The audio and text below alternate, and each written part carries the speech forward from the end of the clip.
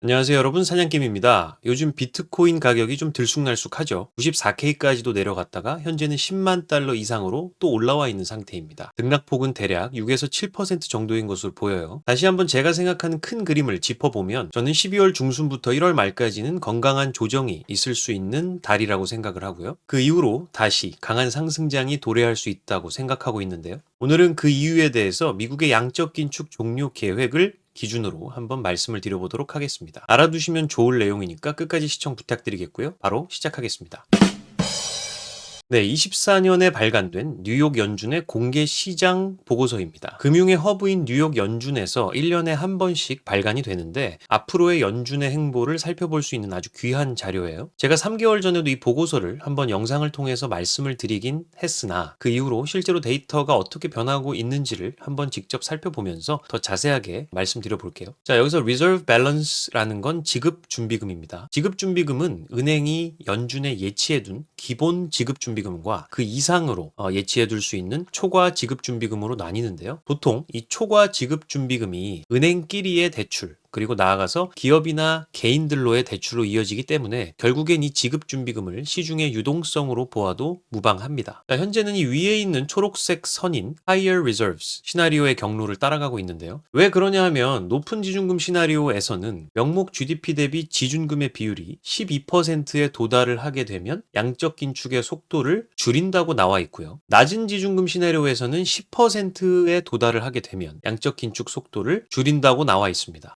실제로 데이터를 보시면 24년 2분기 때 처음으로 명목 GDP 대비 지준금의 비율이 11.718%, 즉 12% 이하로 떨어졌습니다. 그런데 바로 이 시기에 파월 의장도 6월부터 양적 긴축을 감축하겠다는 발언을 했었죠. 24년 5월 2일에 나온 기사입니다. 월 최대 국채 상환 규모를 기존 600억 달러에서 250억 달러로 낮춤으로써 보유증권의 감소 속도를 늦출 것이라고 나와 있죠. 보유증권의 감소 속도가 늦어진다는 말이 결국 연준이 보유하고 있는 국채를 조금 더 천천히 시장에 상환함으로써 시중에 있는 유동성을 조금 더 천천히 빨아들이겠다는 얘기입니다. 따라서 이것을 보면 우리는 높은 지준금 시나리오대로 현재 흘러가고 있다는 판단을 해볼 수가 있겠죠. 자, 다시 보고서로 돌아와서 차트를 보시면 바로 이 구간입니다. 대략 25년 초부터 다시 지준금이 증가해 나가는 추세로 변화되는 시나리오를 그리고 있다는 것을 알 수가 있어요. 그리고 그 전까지는 양적 긴축이 지속되며 지준금이 감소한다는 것도 알 수가 있죠. 자, 금리가 24년 9월 18일부터 낮아지고 있다고 해서 바로 양적 완화가 된다는 건 아니라는 말입니다. 금리도 인하가 되면서 이렇게 양적 긴축도 종료되는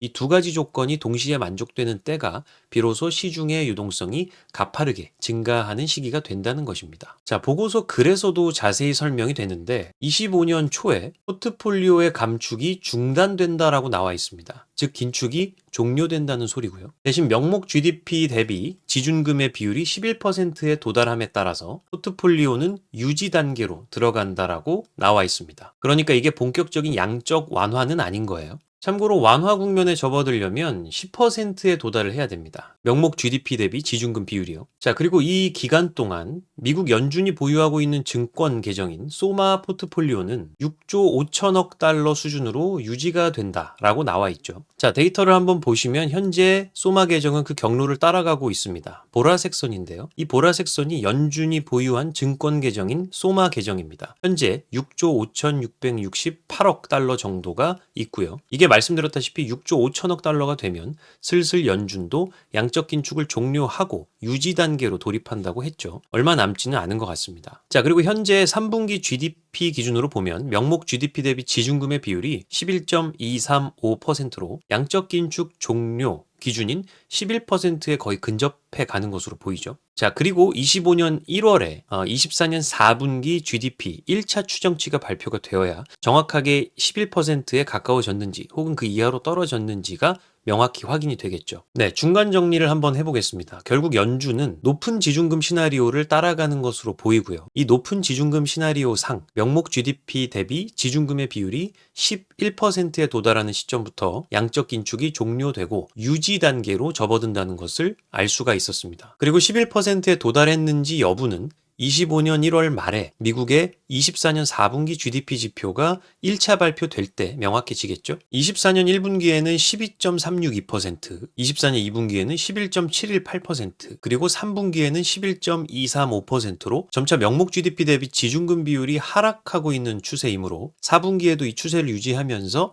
해당 비율이 11%를 터치하며 양적 긴축이 종료되는 시나리오로 접어들지 않을까 생각을 하고 있습니다. 자, 제가 트레이딩 뷰에서 보고 있는 글로벌 유동성 지표에서도 노란 선인데요. 글로벌 유동성이 비트코인에 10주 선행한다는 특성을 바탕으로 시각적으로 보시기 편하게 해당 유동성 지표를 70일 후행해서 비트코인 가격 차트와 싱크를 맞춰봤을 때 12월 9일부터 1월 말 정도까지가 글로벌 유동성의 감소 폭이 굉장히 크고 따라서 코인 시장에 좋지 않은 영향을 미칠 수 있는 기간이라고 판단을 했었고요. 그리고 2월 초부터 다시 유동성 흐름에 변곡이 발생하는 것을 알 수가 있었죠. 자, 그리고 방금 보셨던 뉴욕 연준의 높은 지준금 시나리오에서도 보시는 바와 같이 24년 말에서 25년 초까지 지준금은 감소하는 것으로 나왔고 25년 초부터 양적 긴축이 종료되고 유지 단계로 접어들면서 다시 시장의 유동성이 증가하는 것으로 나왔습니다. 실제로 여기서 보시는 파란색 선이 미국 시중은행의 지급준비금을 나타내는데요. 바로 이 파란색 선이 24년 3월 6일 이후로 현재까지 계속 감소하고 있는 모습을 볼 수가 있습니다. 마침 비트코인도 그때부터 조정 국면으로 들어갔던 생각도 나네요. 자, 그리고 빨간색으로 표현된 연준의 자산도 계속 감소하고 있는데 여기서 연준의 자산이 감소한다는 것은 쉽게 말씀을 드리면 보유한 자산을 시장에 팔면서 반대로 현금을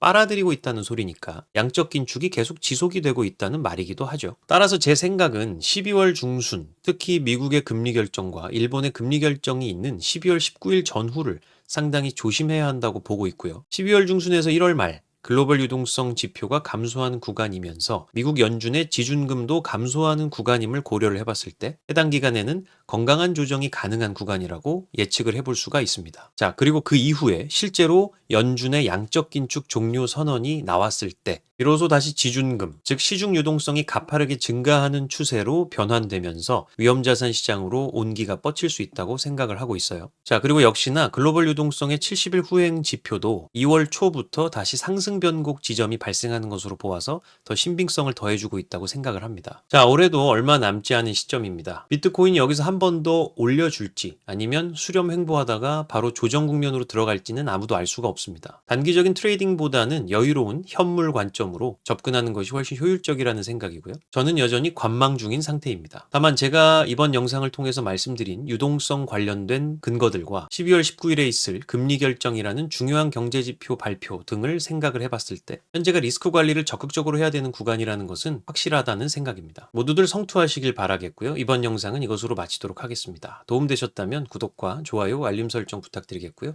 지금까지 사냥개미였습니다. 감사합니다.